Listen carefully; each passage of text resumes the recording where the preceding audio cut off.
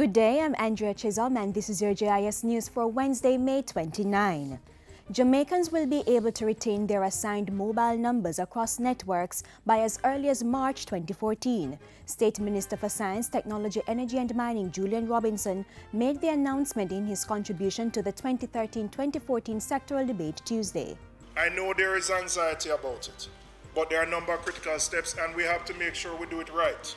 He said the drafting and gazetting of number portability rules should be completed by July of this year, while procurement of a central database and order handling will be conducted from June to September.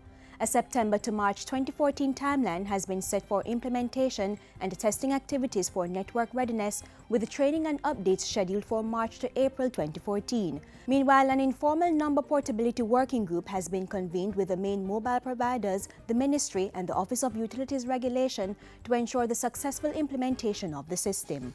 And the Technology State Minister also gave Parliament an update on government's efforts to make cyberspace safer for Jamaicans.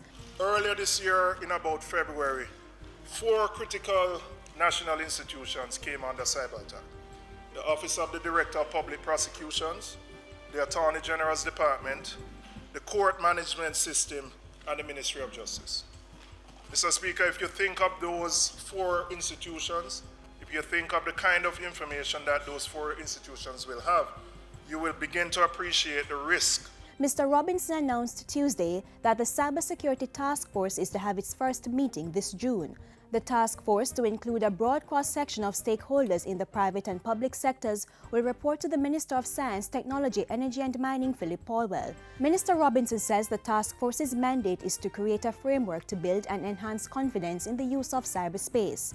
The unit is to do this by getting stakeholders to collaborate with a view to advancing Jamaica's economic interests and maintaining national security under all conditions.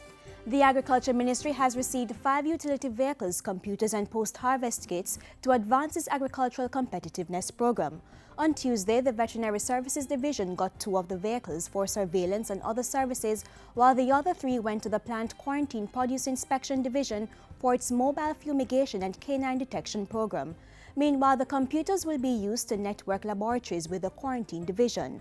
The 15 post-harvest kits are to be used by RADA to train farmers, processors and exporters in quality management and assessment of fresh produce. The donations came from the Inter-American Development Bank, which is funding activities to develop a modern, efficient, internationally competitive and sustainable agricultural sector.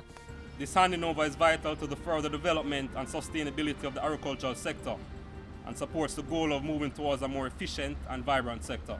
Agriculture Minister Roger Clark pointed out that in a highly competitive market, Jamaica had to increase its production and protect the sector and provide affordable food. As you know, there are people outside there who would want to feed us.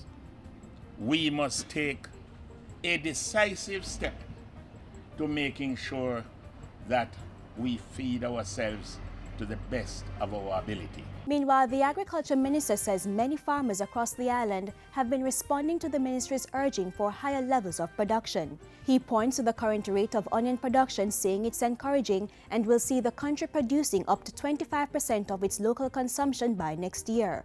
Irish potato farmers are also doing well.